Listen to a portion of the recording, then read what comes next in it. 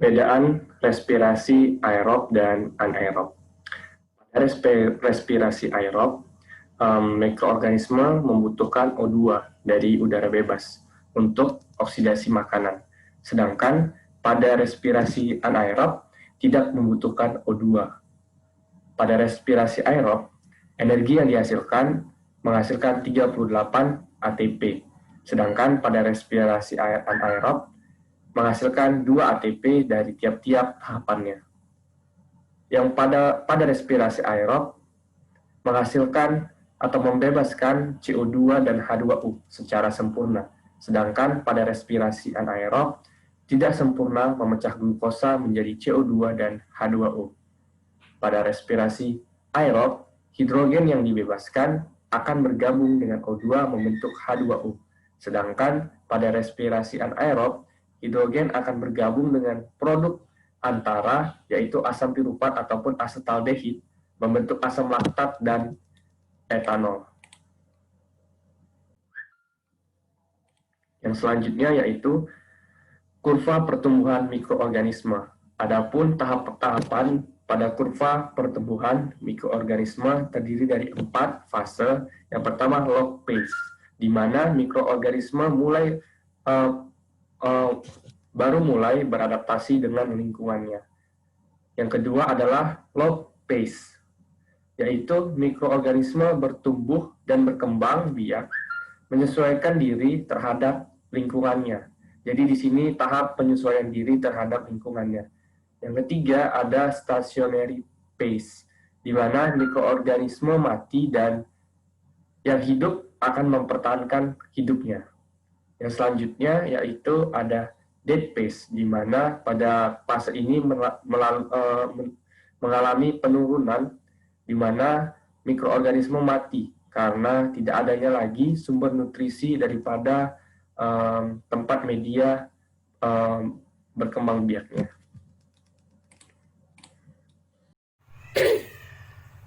Perkenalkan, nama saya Tio Engelia, NIM 1808020020. Di sini saya ingin menjelaskan faktor-faktor yang mempengaruhi pertumbuhan bakteri. Faktor yang mempengaruhi pertumbuhan bakteri terbagi menjadi dua, yaitu faktor abiotik dan faktor biotik. Faktor abiotik sendiri, yaitu yang pertama adalah suhu, di mana suhu terbagi menjadi tiga, yaitu suhu optimum, maksimum, dan minimum. Di mana apabila bakteri terdapat pada suhu maksimum, maka pertumbuhan akan terhenti. Dan apabila bakteri terdapat pada suhu optimum, maka di sini pertumbuhan berlangsung dengan cepat dan optimum. Lalu suhu maksimum, di mana apabila bakteri terdapat pada suhu maksimum, maka pertumbuhan tidak akan terjadi. Misalnya dia di atas dari suhu maksimum gitu. Lalu nutrisi, di mana nutrisi berfungsi sebagai pertumbuhan dan fungsi yang normal. Unsur-unsur dasar yang terdapat pada nutrisi pada bakteri yaitu kalium, nitrogen, hidrogen, oksigen, sulfur, fosfat, dan zat-zat logam besi lainnya. Selanjutnya ada air. Air merupakan komponen utama dari sel mikroba dan juga sebagai sumber oksigen bahan organik sel, dan juga sebagai pelarut dan pengangkut dalam proses metabolisme. Lalu ada kelembapan. Nah, bakteri dapat bertumbuh dengan baik dalam media yang lembab, tapi dia tidak dapat berkembang dengan baik pada media yang kering. Selanjutnya ada oksigen. Nah, oksigen ini dibutuhkan berbeda-beda pada setiap jenis bakteri. Jadi, dia digolongkan menjadi 4. Yang pertama ada aerobik, yang dapat bertumbuh dengan adanya oksigen bebas. Lalu anaerob adalah yang dapat bertumbuh dengan tidak adanya oksigen bebas. Selanjutnya ada anaerob fakultatif. Nah, anaerob fakultatif ini tumbuh dengan baik tanpa adanya oksigen bebas. Dan yang terakhir adalah mikroaerofilik. Nah, tumbuh bila terdapat oksigen dalam jumlah yang kecil. Selanjutnya ada faktor kimia. Faktor kimia ini yaitu pertama, oksidator kuat dapat mengoksidasi unsur sel sehingga mengganggu fungsinya. Lalu, ion logam yang mengikatkan diri pada enzim dapat merusak fungsi sel. dan sulfat dapat memblokir sintesis asam folat. Asam dan basa kuat dapat menghidrolisis struktur sel hingga hancur. Nah, selanjutnya ada faktor biotik. Faktor biotik terbagi menjadi dua, yaitu interaksi positif dan interaksi negatif. Interaksi positif dapat menyebabkan pertumbuhan bakteri meningkat. Lalu, interaksi negatif dapat menyebabkan penurunan kecepatan pertumbuhan. Menjelaskan mengenai perbedaan antara fermentasi asam laktat dan fermentasi alkohol, di mana sesuai dengan definisinya, asam laktat adalah proses metabolisme di mana glukosa diubah menjadi metabolit, yaitu energi laktat dan seluler. Sedangkan fermentasi alkohol adalah proses metabolisme di mana glukosa diubah menjadi etanol dan karbon dioksida. Sesuai dengan kejadian, fermentasi asam laktat terjadi dalam bakteri Lactobacillus spps, ragi, dan sel-sel otot lainnya. Sedangkan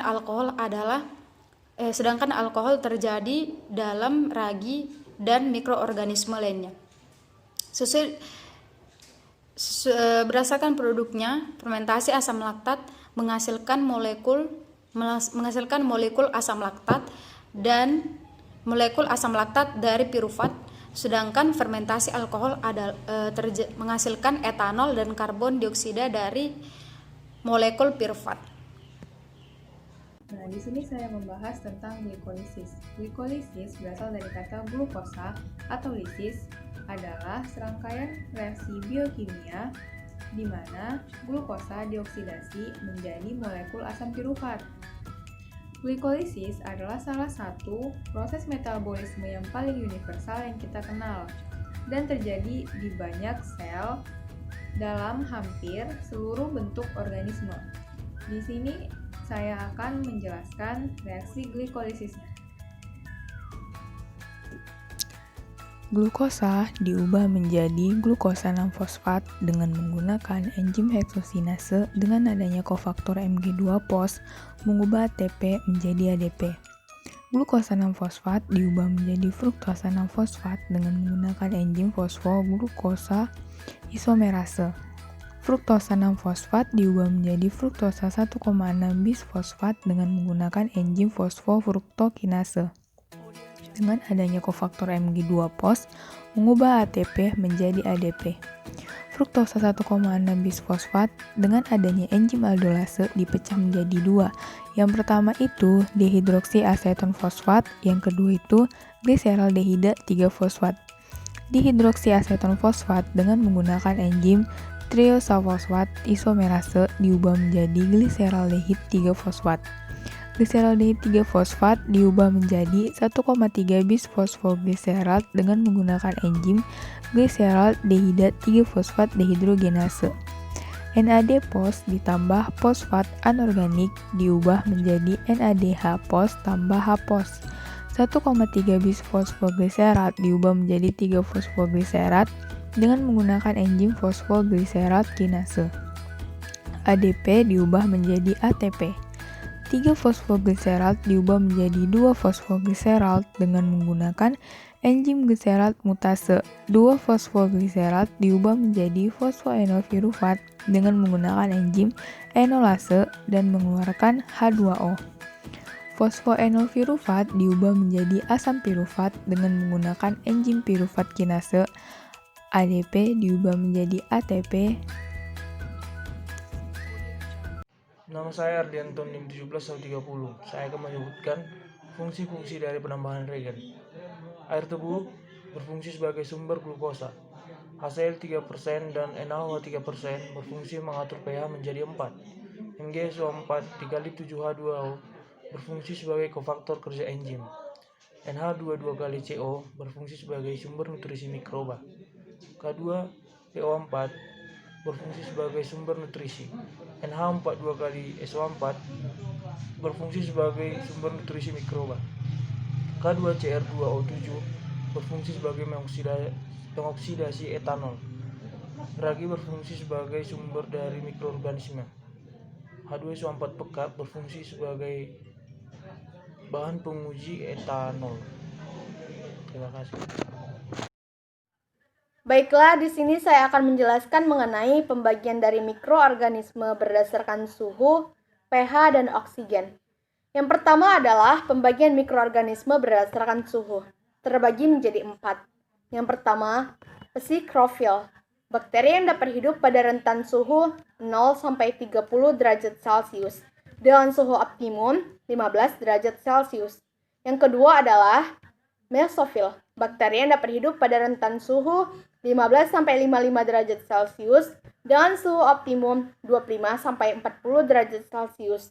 Yang ketiga adalah termofil, bakteri yang dapat hidup pada rentan suhu 40-75 derajat Celcius dengan suhu optimum 50-60 derajat Celcius. Yang keempat adalah hipertermofil, bakteri yang dapat hidup pada rentan suhu 65-114 derajat Celcius dengan suhu optimum 88 derajat Celcius. Selanjutnya adalah pembagian dari mikroorganisme berdasarkan pH, terbagi menjadi 3, yaitu 1. Acidofil, mikroba yang dapat hidup pada rentan pH 2-5. Yang kedua adalah neurofil, mikroba yang dapat hidup pada rentan pH 5,5-8. Yang ketiga adalah alkalifil, mikroba yang dapat hidup pada rentan pH 8,4-9,5. Yang ketiga adalah pembagian mikroorganisme berdasarkan oksigen, terbagi menjadi aerobik, bakteri yang dapat hidup jika memerlukan oksigen dalam proses pertumbuhannya. Yang kedua adalah anaerobik. Anaerobik terbagi menjadi 3. Yang pertama, anaerobik obligatif, bakteri yang tidak membutuhkan oksigen dalam proses pertumbuhannya. Bahkan, dia akan mati jika terkena oksigen. Yang kedua adalah anaerobik aerotoleran, bakteri yang tidak membutuhkan oksigen dalam proses pertumbuhannya, tapi dia dapat melindungi dirinya dari oksigen. Yang ketiga adalah anaerobik fakultatif, bakteri yang dapat hidup baik jika ada oksigen maupun tidak. Yang ketiga adalah mikroaerofilik, yaitu bakteri yang membutuhkan oksigen dalam proses pertumbuhannya, tetapi dalam jumlah konsentrasi yang kecil.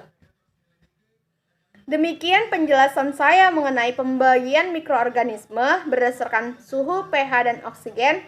Sekian dan terima kasih.